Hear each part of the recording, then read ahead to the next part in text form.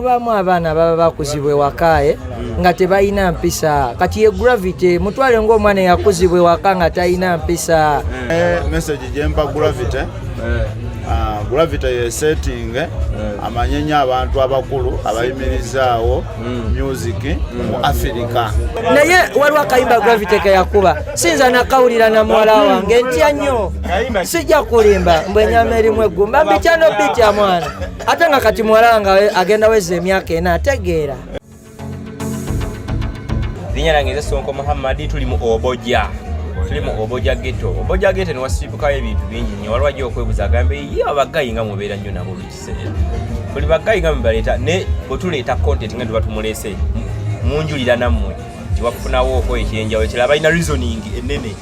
Manyinza okulaba omuntu ali mu ghetto n'omuzaala wa naye ghetto wavaayo ebintu bingi. Ensaba kakati omuntu gwe bagamba ayuuyo omusajja yali wa mu ghetto oba okitegeera. Wavayo talents nyingi nnyo nyingi ddala nankubadde abamu bavaayo ne batagala kuddayo nga bagamba ab'omu ghetto abo naye naye wasibuka ebinene kyenyinza okuba nga nkunnyonnyola. Emboozi ebadde egenda mu maaso ng'etambula.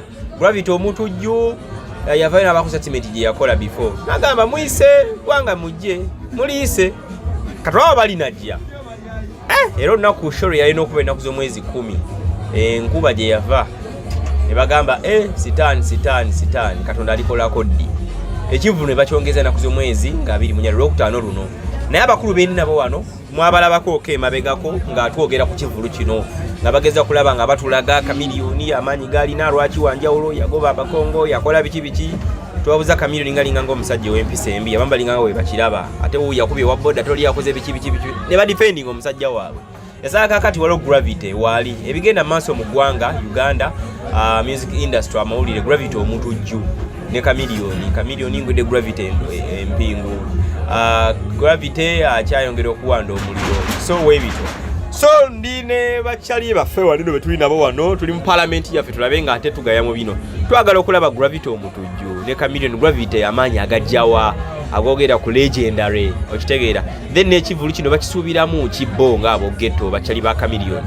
Tandike n'omukulu osibye otasebo sibye bulungi amanya agange bampita Kabanda Rashid nga bulijjo ku mukutu gwaffe guno good life talent ngera ndi musajja wa Leon Island nnyo kandi ne muto wange ngera Chameleon watambula ne wizo nawe ina wizo wano ogamba otya mukulu je ndi muganda wange ogamba otya Medi wenage mpola amanya agange bampita Muhammad promoter wa Amescopa promoter mulamba sebo meya meya to be amanya agange bamutakali esubula Emmanuel meya to be chairman municipality be yabere mukaga toyanza muganda ngo tusalako mugagga ogamba oteyo je ndi sebo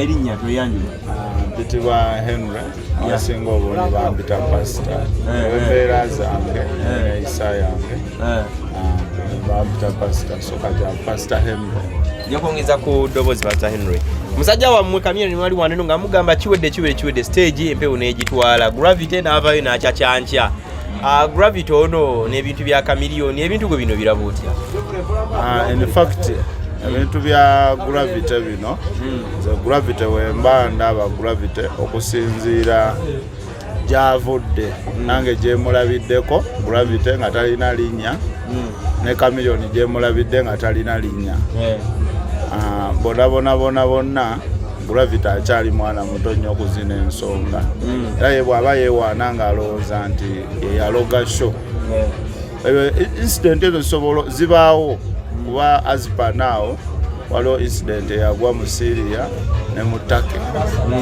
abantu bali basafalinga tugeze tugambe time eno bakyaliwo mabega Syria ne Turkey Turkey ne Syria kiriwo time eno kyakabaawo this week by the way naye tugambe nti waliwo yabaloga abe Syria ne Turkey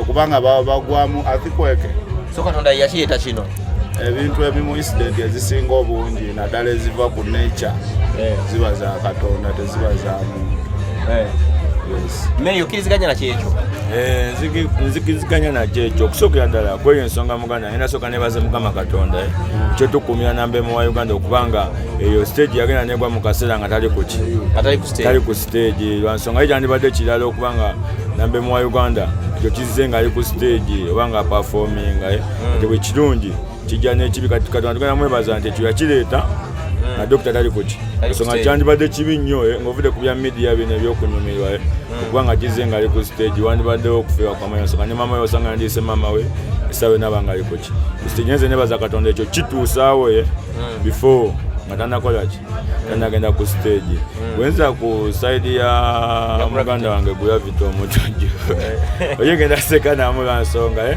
Gravity mbaddeko naye emirundi mingi nga tulina Chameleon kitegeera Gravity yali mukwano gwa Chameleon yali mukwano gwe waliwo ekifo kyeyo makindi sitajjukirawo bulungi emyaka gya ddala nsonga nze nfolenga Chameleon emyaka mingi nsonga Gravity tubaddeko ye kabalagala nga ffe tufolenga Chameleon tujja twagala obeera okumpi naye nga ne Gravity okola ki omusanga kati bwe ndaba nga te Gravity akola ki avaayo ayogera ebigambo kati nze nga nze munnayuganda atambulira ku mazima n'obwekanya kinneewuunyisa naawe kikwewuunyisa twebuuza Uganda ekola ki eragawa mu bigambo bwe biti ebimu nga twezoleya abanene betwandiyabiddeko kati nga nze nange mbalina egomba Gravity nsonga Gravity naye avuddeyo nga ye gugagikuba cricket over gikuba nga ye nange Gravity ndifaani we Chameleon soyingi nane Gravity ensasula nsonga mumanyi namulabanga ku Chameleon nga ajja alebeetaani Chameleon nga yaffe tuzerebeetaani Chameleon kati bwe ndaba nga ate avaayo ayogera ebigambo bwe bityo kati neewuunya bwewuunya ne mmanya mwana Uganda tumanyi tulina otukweterezanga ffe bannansi muganda. Okay, swaba obiraba otya lwaki Gravity yasooka kwogera bino ekivune kitabaawo tewayinza bbaawo nsonga ndala bagamba abayimbi bano beeroga babeera mu Illuminati simaye biki nze Gravity simunenya nnyo kubanga ndaba n'emyaka gyalimu mito kujja Jose Chameleon ng'era bwe nkugamba nze emyaka gye ndimu erawo ndaba ninganga Chameleon waali naye mujjamu amagezi g'alina mu mutwe muli Gravity apafominga bulungi naye ate onansonyiwa kino kikozesa omuganda agamba essanyu ly'amalembo ng'emaziga g'ente Chameleon waba otunudde music wa Chameleon aze akuba message wotuna sawa zino music Gravity gwakuba wakuwemula atayimba kerere naye ayimba music wakuwemula ate abantu oba kyenaligambe nti kubanga right now sawa zino n'abaana aba basatu naye ntambula n'abaana bange nga bawulira ennyimba Gravity zaakuba ne Chameleon zaakuba nze nkiwa dokita talina mu luyimba lusobola kwesitaza abaana bange naye nga Gravity kyemunenyamu oba okumuwabulamu nga muvubuka munnange Chameleon amuveeko Chameleon ali mu ddaala ddene nnyo anoonye bunoonya ssente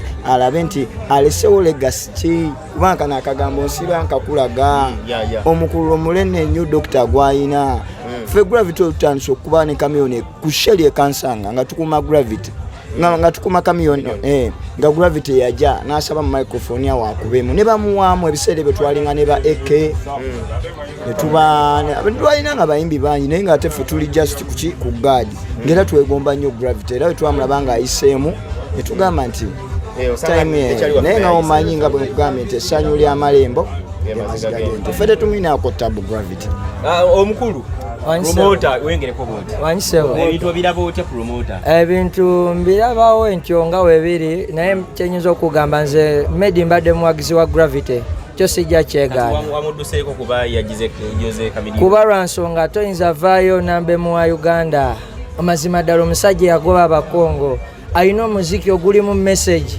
novaayo n'omwagaliza ebibi naye omuyita namba emu naye mulisi ya Gravity taliimu Gravity agamba Chameleon tali si enamba emu Omedi olaba mubaamu abaana baba bakuzibwa ewaka nga tebalina mpisa kati ye Gravity mutwale ng'omwana yakuzibwa ewaka nga talina mpisa Chameleon alina empisa kyenyinza okugamba nze mbadde muwagizi wa Gravity n'ekyo kyannumye nnyo toyinza kwagaliza munno kibi okitegeera kyanumye sijja kulimba era nze sijja kulimba right now kati ate dokita mwagala nnyo okusinga Gravity gwabadde oyagala nnyo kuba mwana ekyo kyandaze kuba ono omusajja kiki lwaki omujaji nga bayinza baba balina ensonga zaabwe ez'omunda zatanaba kubayo kwogera nedda omuntu watuukangako ekibi oba omuntu atuukangako obuzibu toyina ate gwe kumwagaliza bibi bonna bayimbi n'abayimbi katolo singa aba Gravity nga yali ku cricket oval stage empewo n'egitwala abali on Island bayinza oseka bayinza okukola ebyo Gravity alina okwetereza ate n'avayo neyetondera ne Dr. Jose Chameleon. So Gravity alina okwetonda? Alina okwetonda. Naye ayinza okwetonda kweri? Ekisoboka singa aba yakuzibwa amaka galimu empisa. Kuba ensobi zikolebwa abantu. Yesu Kristo amanya atakikolanga. Webale. Era Gravity wabanga gyali yonna wonna gyali tumusaba yetondere Dr. Yetondere Dr. For music akimanyi tasobola. Waba teyetonze nga mwaba Ghetto tutunulira entandalo ya Ghetto muyinza kola kisinga fete tulina kye tujja kumutuusaako kubanga naffe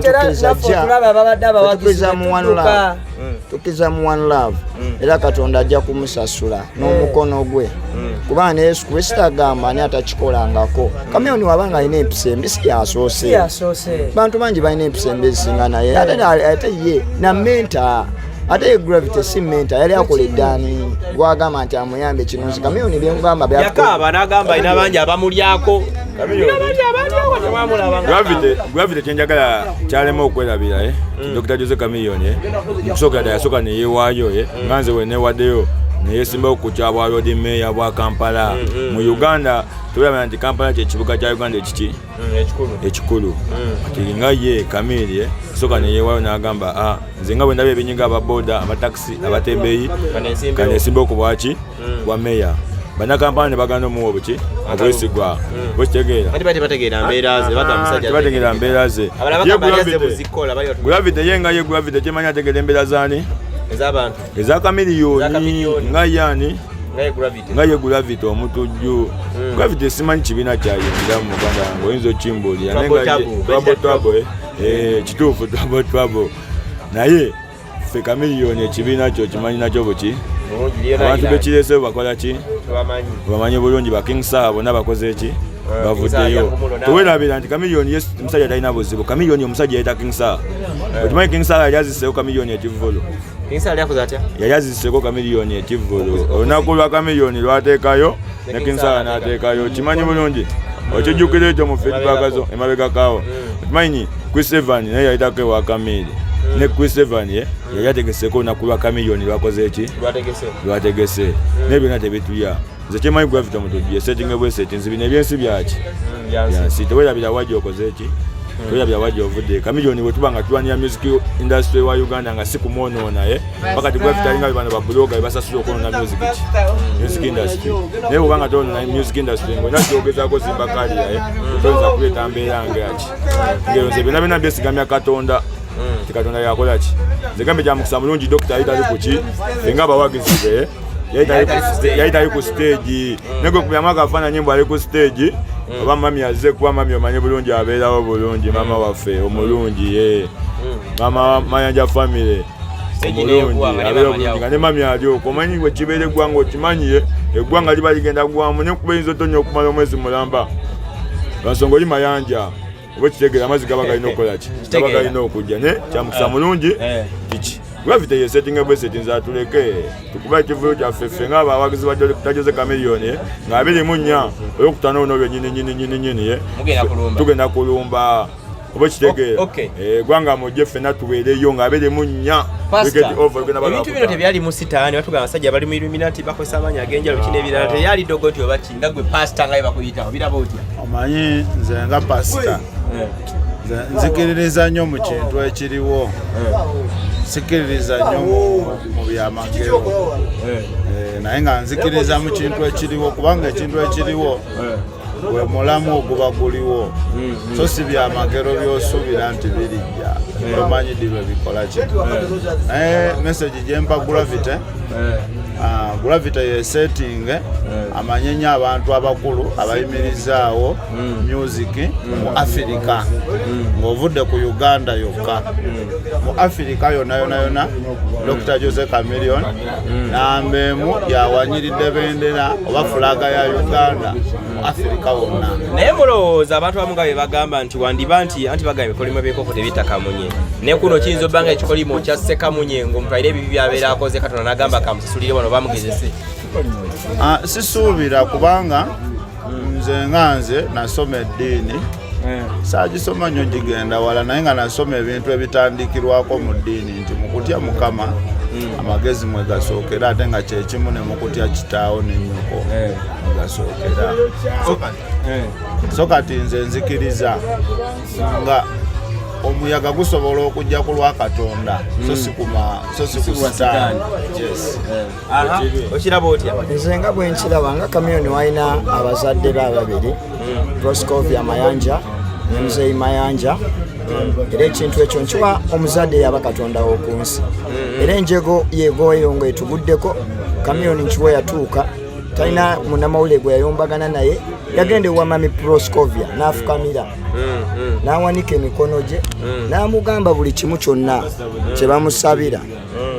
Mami Proscovia n'akkiriza essaala ye, era nkiwa show egenda kubaayo mu bulungi, oba etya oba munaabamu byamalogo n'ekirungi. Mami we akyaliwo ne daddi, era buli kimu weebali. Mami ye Katonda w'oku nsi ne taata. Omukulu Katonda ayinza bbanga alina bya omanyi. Katonda bagamba abasiraamu asobola okuleeta ekintu ng'akugezesa owa ekyusa mu mbeera, kubanga abasajja ababoda nabo basigala bakolima. Wekiri Allah ajjanga aleeta ebigezo eri omuntu, naye n'ekirala ayinza teyakireetera Chameleon nga punishment. Ekyo nakyo kiyinza okuba nga Allah yakireeta Kamili alaba abalabe be nga olaba ono omusiifu w'empisa Gravity omutujju bye yavaayo n'akola. Kwanza walayi sijja kulima media, ekyo ekintu kyannuma nnyo Gravity ku bye yayogera. Era kuba toyinza kugamba gwanga mu jembu simanya yayitiddemu n'ebitayitika biki ate Gravity eyandibadde alumulwa wamu ne Chameleon. Oba kitegeera eyandibadde alumwa wamu ne Chameleon n'agamba mukulu wange ng'olabye oba kitegeera. Gravity agamba Chameleon yamumma drop alinga nga tageza kivulu kye kibeewo. Ebyo bibaawo, bantu bameka media bakoze bibi, gobagaliza bibi. Gwe kyogamba gwe omuntu wabaako kyakunyiziza nakunyizako akatono attibwe oli wakumutta. Ebyo bibaawo ate bali oli mukulu w'oli mu music. Gravity talina kyasobola Chameleon mu music. Sono maliza ng'ogamba otya? Nkiwunzikira kino nkiddamu ngera nkimugamba Gravity wabanga ndaba olina okwetondera Dr. Jose Chameleon, tolina omukwata mu muziki, sijja kulimba, tolina ogezaako. Muziki gwo gukyali muto nnyo Gravity, nebyoyimba tetubitegeera. Nze kati Medi nyina omwana omumuwala. Oyina omwana? Nyina omwana. Nyina omwana omumuwala. Ne waliwo akayimba Gravity ke yakuba. Nina emyaka 26. Nebaza Katonda era nkulanga Chameleon wolaba. Ate ono ye mukulu wange era nkulanga Chameleon. Era kyo nkyebaliza Katonda. Okitegeera. Naye waliwo akayimba Gravity ke yakuba. Sinza nakawulira na muwala wange ntya nnyo. Sijja kulimba mbwenyama erimu eggumba mbikyano bitya mwana. Ate nga kati muwala wange agenda weza emyaka 4 ategeera. Era n'obuyimba ne buba ku TV asobola okunnyonnyola. Bana wali wano mu ghetto. Atali wano mu ghetto. Akubuzemu komedi. Goli mwagezi wa Gravity omutujju. Nze bonna mbawagira.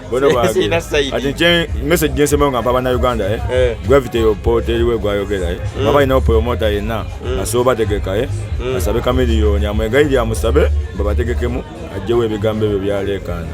Kansonga fe banakireka Ezo basiri yira bayizakiriza mutegeka. Ensonga fe banakireka gwe tumanyi mu Uganda ali atya?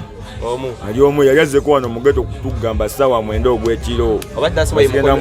Lwaki mukomerera Gravity kuba Chameleon ajjala n'ababongako? Tetumumanyi Gravity nebyayimba tetubitegeere. Embuzi zaakutudde, nyama eri mu ggumba, kitegeera. Atupenga fe banagero tetukola ki? Tetubitegeera kati nga fe omuyimbi waffe banakireka tumanyi omwani. Mu Uganda yonna ng'olise n'ebyo. Tulina abaana bangi abazaaliddwa wano. Simanyi ono emiti gyaffe gye tuzimba nga ffe ku ligimu yaffe. Naye omuyimbi gwe tumanyi ow'eggwanga ali atya? Dr. Jose Chameleon namba emu. Kati ye Gravity aba alina promota we atajja kufiirwa Chameleon agende wa Chameleon amujajinga sente zayagala. Wakati ngoyo Chameleon aba basaba sente nnyingi kuba badogo. Amusaba sente zayagala. Gravity bamukolera side yeno Dr. Bedezi battle. Sijja najita battle of champion. Sijja njagita battle of challenger. Oba ne champion. Wano challenger, wano champion. Tukoncluding no maliza ngogamba. Maliza ngamba. Ntinze nganze. Nambe mu Uganda ali amwani. Dr. Jose Chameleon nekyakimba bannakira municipality kwanza brother sijja kwerabira kutegeeza bannakira sijja kuba meya 2026 fenga banageto tulina ensonga nyingi ezitunyiga mwana wa maama gwoli munamukisa ojja n'otulaba naye tulina ensonga nyingi nzikiriza bannakira mbakubira omulanga mwena nga weya Chameleon agamba gwanga mujje nange ngamba bannakira mujje bagenda kuno nange nakoze omwezi 15 omwezi gwa January 2026 bwa meya bwa Kya municipality muganda wange big up Dr. Jose Chameleon. Atukole conclusion. Kabanda abasajja ab'embogo nga nzira bwensiba mpera mu byonna ab'embogo mutumanya amanyi gaba mangi beba yawe Kyagulanyi manyi ennaku z'omwezi nga 24 mujje Lugogo mwenna mulabe Dr. Jose Chameleon Charlie nze kuba Chameleon era menta wange kyovula beera ntambula ne muto wange buli wembeera mu Ghetto nemba siri mu Ghetto nemba naye netuba mu transport mba naye kakati ate gravity tatambulanga naye tesene yawe muganda we gwe nali wambuyi mukulu wa buyi alagayo ku muganda we. Kale atukoncluding tumalize nze ngamba nti nga 24 mwezi gwa nyene mujje mu bungi tuwagire mukulu waffe Dr. Jose Chameleon. Dr. Jose Chameleon nkwebaza nnyo ekyensuso okugoba abakongo mu Uganda n'otuwa omukisa naffe okuwuliriza ku nnyimba z'abagravity abazoleya era Dr. Jose Chameleon wakola kyamaanyi nnyo kati sawa zino gravity naye awulirwa ayimbira bana Uganda ne banyumirwa naye nga ezentuyo zonna zivudde ku ggwe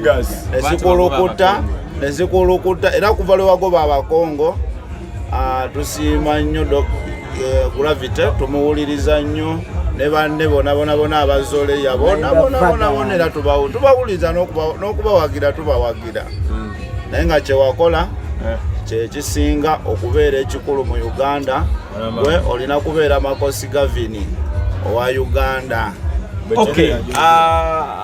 Bwe betyo bagamba ebirungi bigwa byokya olunaku lwaleero nga byo tubeeramu obojja Ghetto tujja tugaya ku nsonga ezimu buli omu alina engeri gy'abeerabamu gy'abeera ali naye ngenda kuza omwezi 24 in fact ku Lwokutaano luno wanga mujje nyongera okutegeeza bannakireka bannakira mwena wetuva ewa Dr. Jose Chameleon nga 24 ku Ghetto Oval tugwere ekyeka ku Red Points Bar wakava kulelwe tuwagire munnakiika Amescopadopa Boyso agenda bakuba music yenna wa live band nga gwe meya mulinawo nteekateeka ey'enjawulo ey'okugenda mu kivulu ekivulu fenga ffe tugenda ekivulu kyaffe twali twasetinga dda management yaffe n'agamba fenga ffe tuli ba transport tugagendera ku forward emabega kulole forward si fuso government fuso cricket oval naye tulinawo Dr. Manye bulungi bamuyita Musa baaliwa na yellow bus eko baaliwa yetutwala mu bivulu byonna bya Chameleon tugendera mabega tetugendera munda mbu executive tugendera mabega